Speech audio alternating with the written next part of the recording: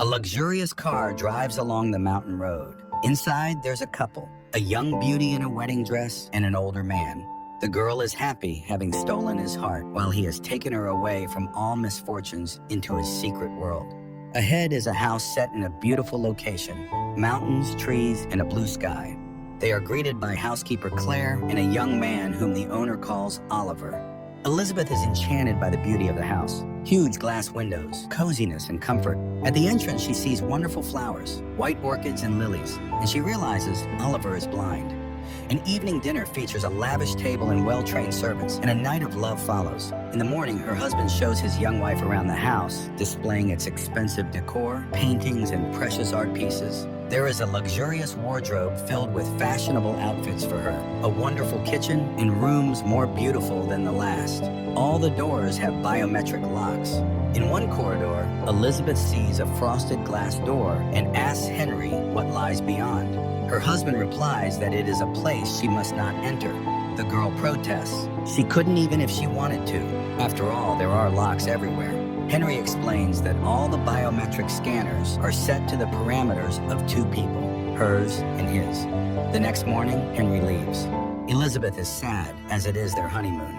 She swims in the pool and wanders around the house. Elizabeth asks Claire how long she has worked there and, feeling shy, inquires why such a prominent scholar as Henry married someone as ordinary as her, but the woman does not answer.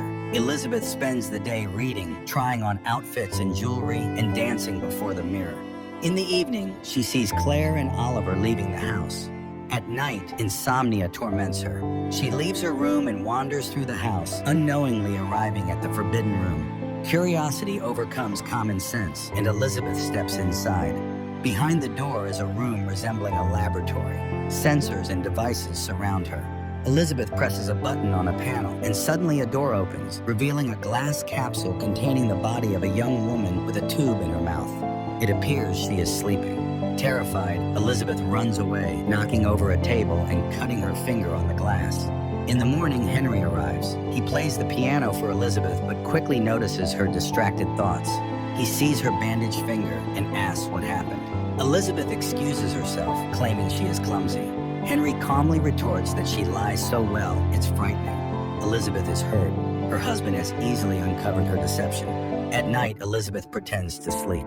She hears Henry heading for the forbidden room and stealthily follows him. Suddenly, Henry emerges from the darkness. He accuses Elizabeth of disobedience. The girl tries to defend herself, claiming she saw nothing forbidden, but Henry explains that the fact of her disobedience is what matters.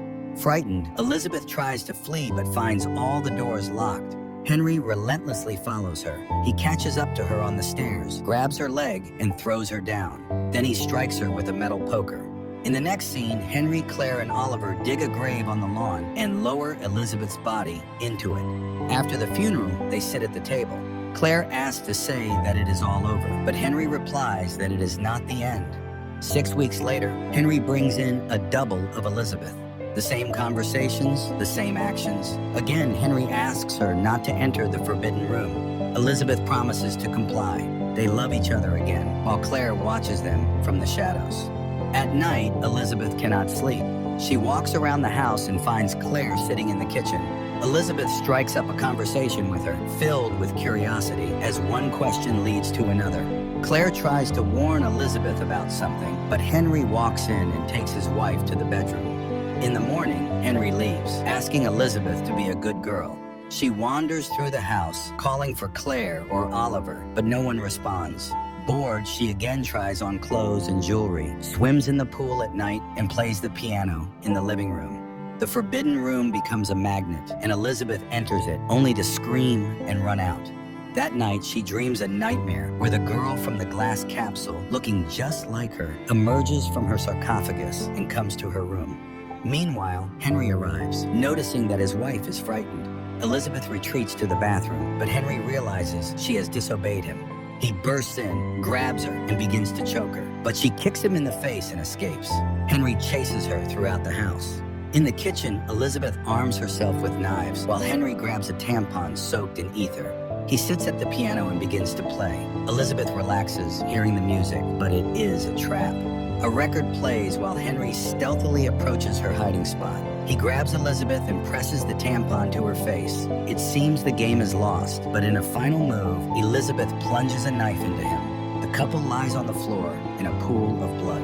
Elizabeth regains consciousness. Henry is dead. She cleans up the blood from the floor and tidies the kitchen.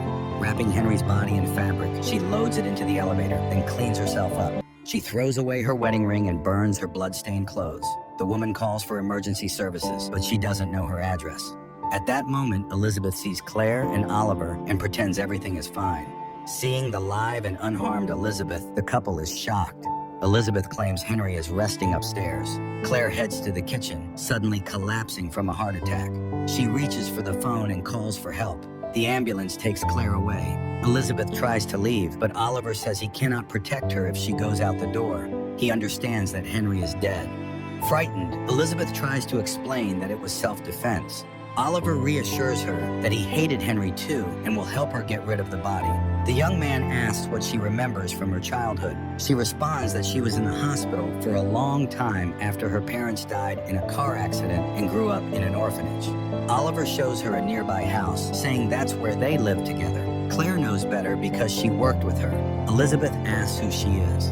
Oliver reveals that she is one of 6 clones of Henry's wife, number 5. The girl is in shock, experiencing a true panic.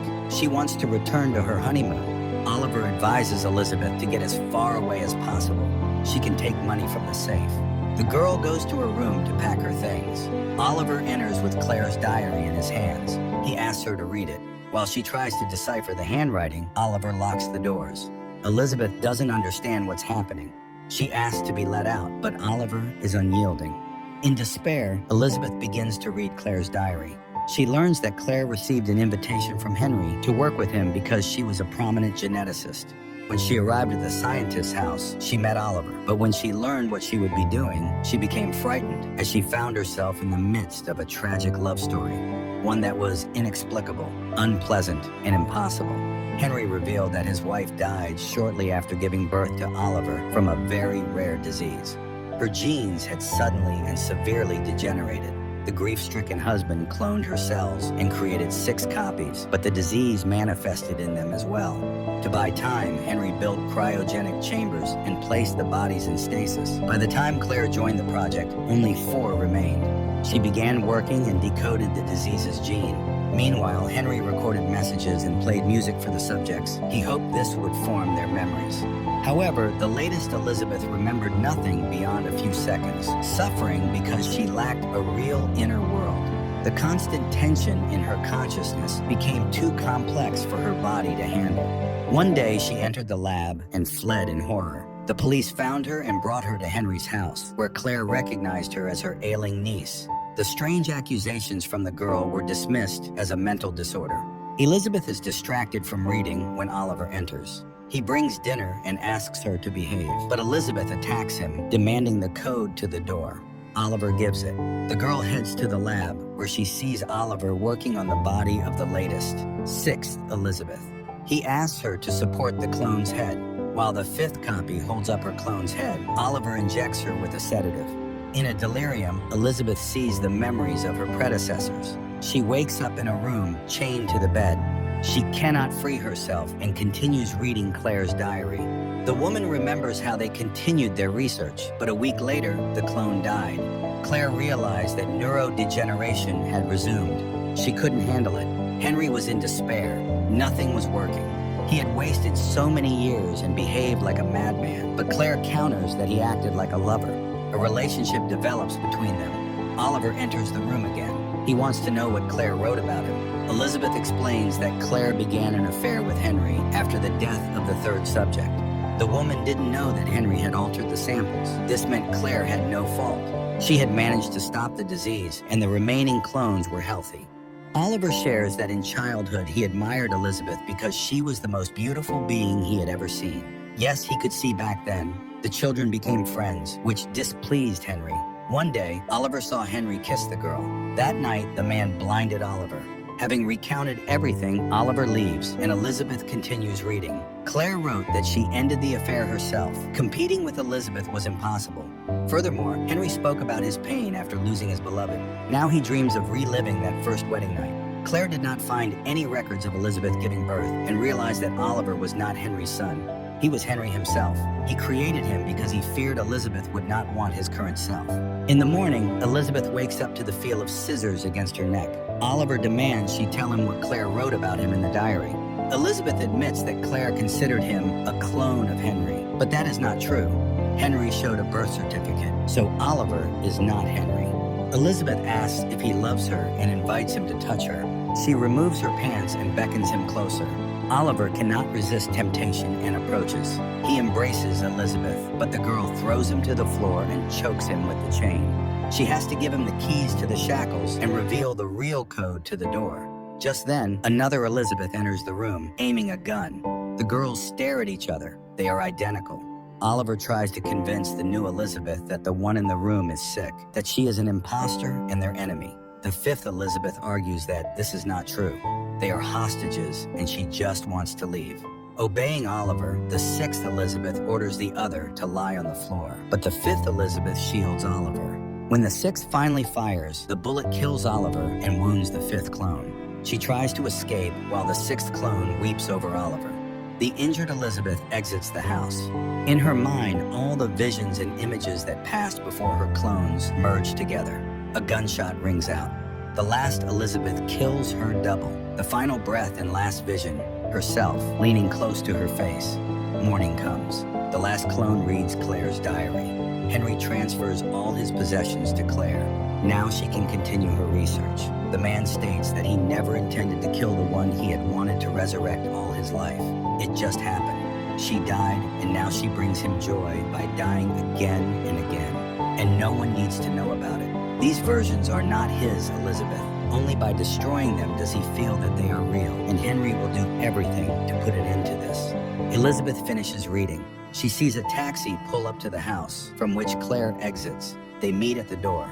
Elizabeth leaves everything to Claire, for she deserves it. Elizabeth walks down the road, leaving behind all that is terrifying and incomprehensible. All her life, she dreamed of a wonderful man.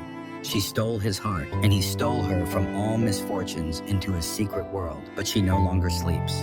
The film prompts a reevaluation of many things. Above all, ethical questions arise. Can a true scientist called to improve people's lives use their discovery for personal gain? Is cloning a person without their consent not a crime?